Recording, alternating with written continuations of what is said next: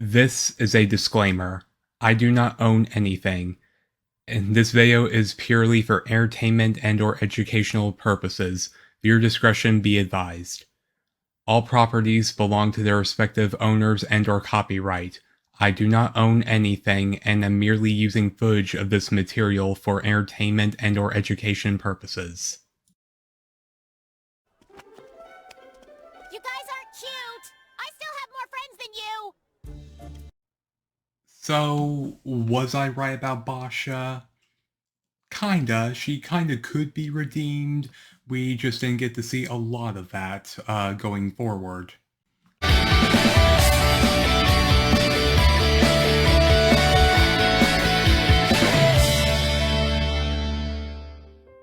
Hello everybody, it's me, Jeremy Senpai, and here this is kind of like a follow-up video to my earlier video of Could Boscha Be Redeemed? It was kind of an Owl House fan theory video. Well, after watching the recent special of the Owl House, Not for the Future, we actually got to see a little bit more of Boscha after the time skip, and I decided to go ahead and talk about that for a bit. Could Boscha have been redeemed? Well, she kinda was, and she kinda wasn't in this. It's a bit complicated. But anyway, I'm just gonna stop talking, and we're going to cut right to the video where we talk about Boscha post-time skip. Also, I feel that I should tell you, for anyone who hasn't seen For the Future yet, spoilers ahead. If you if you don't want to be spoiled, then I suggest that you click off the video right now, return after you've seen the episode. If not, then here we go. So, regarding what I said about Boscha in my last video, I think I was kind of right and I was kind of wrong at the same time. I naturally assumed that Boscha ran away when things got tough, but that was only because she wasn't among the group that attacked the Coven. Granted, I'm kind of changing my mind a little bit here because we find out later that she didn't actually run away. My guess is that she was fighting in another part of the school. Still, why she wasn't among the group alongside Hunter, Willow, Bump, and everyone else is a little beyond me, but whatever. As I said, we do see Boscha alongside Kat and Amelia, the rest of the Grudgeby team, later. So we can infer that Boscha didn't actually run away. Maybe she was laying low. Maybe she was fighting somewhere off screen. I just genuinely think that it was kind of a wasted opportunity that she wasn't part of the main group. But anyway, we do see later in the aftermath of the Day of Unity when everybody is safe from the draining spell and the Collector eventually takes over. And if I had to guess, Boscha and the others were kind of like the guard, keeping track in case the Emperor's Coven came knocking again, and they would have their chance to fight back very soon when the Collector came to rise. Okay, I'll give Boscha credit where it's due. She is not a coward. At the very least, she wasn't back then, because once the Collector's scouts do come a-knocking, she is the very first one out to fight alongside the Grudgeby team. They do fight their way against the Collector's scouts, however. In doing so, Kat and Amelia end up sacrificing themselves, being turned into puppets in order to protect her. And then later, Bump and the rest of the teachers get turned into puppets as well, leaving Hexside permanently in charge of the kids, at least for now. When we see the after credits of the show, we can see Boscha and Matt here arguing, most likely what they should be doing. As we know, Matt and Jeremy made many attempts on how to try to run Hexside better, how to spend their resources better. However, Boscha, I guess they just accepted her because, well, granted, she is kind of the strongest, without Willow or Amity or Luz there to stand against her or challenge her. But anyway, we do see that Matt and Jeremy did have good ideas. They probably approached Boscha on how to do this, how to better take care of the Hexside students, But Boscha, too stricken by probably her own grief, survivor's guilt, and overall her insecurities finally coming to light, probably outright stood against this every time. But like I said, I think this is genuinely more due to her own personal issues, her insecurity, the fact that her teammates end up losing themselves in order to protect her, and her desperate to protect herself and probably everybody else too, even if she won't outright show or admit to it. Sometimes it's better to just live in the hole and accept things as they are instead of taking risks. And I'm pretty sure that was the mindset Boscha had, at least at this moment. And then we cut to this other end credit scene where we see Matt, Jerbo, Barkus, and Skara all trying to fight their way through the Emperor's scouts, while Boscha is held in a corner with Kiki Miki whispering in her ear. If I had to guess, Kiki Miki here is saying things like, "It's better that the leader doesn't risk herself, that's what they're for," saying things like that. And Boscha, so down on herself, so full of self-loathing, the fact that she let it get to this point is just accepting this. Or at least that's just how I'm inferring this. We see that she genuinely does feel bad because she may come across as uncaring and harsh at times, and yeah, she is still that, but doesn't mean that she doesn't care about her friends, or at the very least who she sees as her friends, which we'll touch on a little bit later. But overall, I think this also was thanks to Kiki Miki basically telling her that things are better the way they are, don't take risks. And this was just the excuse she needed.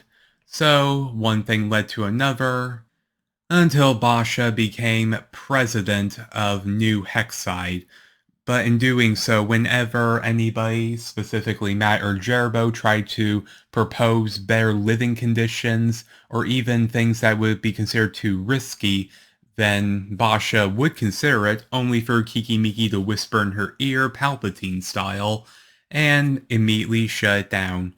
I should point out that Jerbo did make some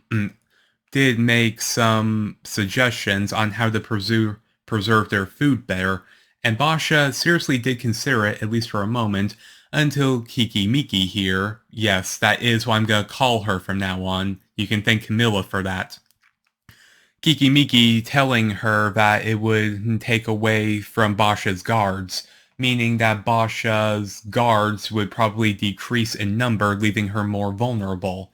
At that very moment, Boscha felt insecure, she felt more vulnerable, and she immediately shot the plan down in order for her own self-preservation.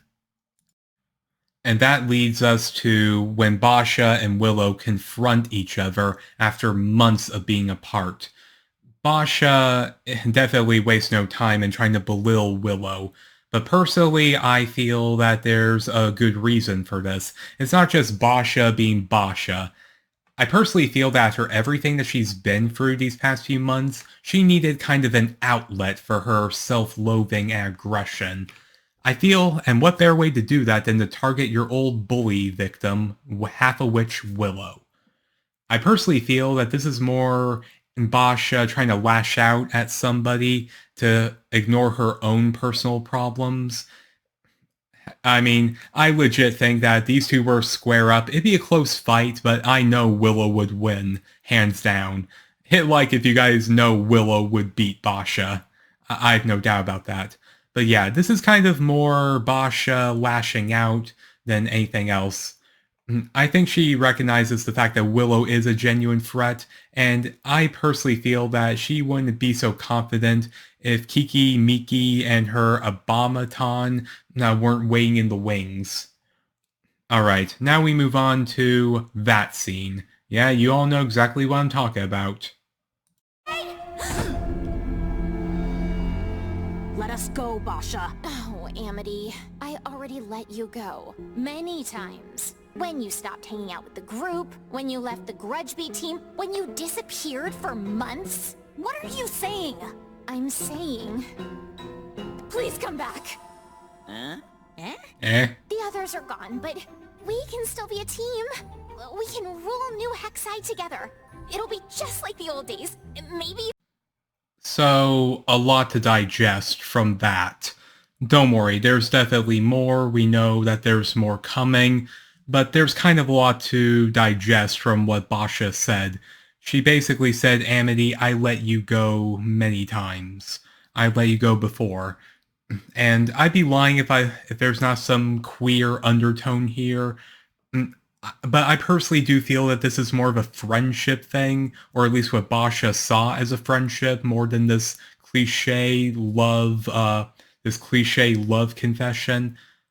Boscha is telling Amity that they can rule New Hexide together, and it's kind of reminding me a bit of Darth Vader and Luke Skywalker. That's just me. But anyway, we can rule New Hexide as girlfriends. Okay, jokes aside. But Boscha is saying that it can be just like the old times. That they can basically rule the school as the mean girl cliches like we saw in the first half of season 1. But there is a little bit more to that. If I had to guess, Boscha legitimately did see Amity as probably her few real friends. I mean, from what we've seen, Skara was pretty quick to abandon Boscha when she started hanging out with Willow and Viney and everybody else. And I just want to point out that Dana Terrace even admitted outright that Boscha and Amity's moms kind of had a bit of a rivalry when they were students, so maybe there's a little bit of that there too. I mean, Boscha isn't afraid to be up in your face, but at the same time, I think she also saw Amity as her equal in many ways. Amity is a Blight. She belongs to a Blight family. So chances are that Boscha probably saw Amity as her equal in compared to everyone else. Amity is nobody's lackey. She's nobody's yes girl or yes man, whatever. The point is, Boscha probably knew she couldn't boss around Amity like she could Skara and everyone else. And like I said, even though she ended things pretty bitterly with Amity, I'm willing to bet that she probably saw Amity as one of her few genuine friends. Which is why she's so quick to lash out to her, to say things like, you guys aren't cute, I still have more friends than you. Because that's the thing right there. Boscha is too proud to apologize. She's too proud to say outright, I was wrong. And that's just my 2 cents. That's just how I'm interpreting this. But anyway, let's move on to what's next about this.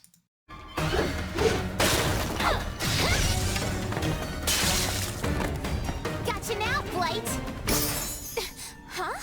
Cool, right? A little illusion trick Augustus taught me.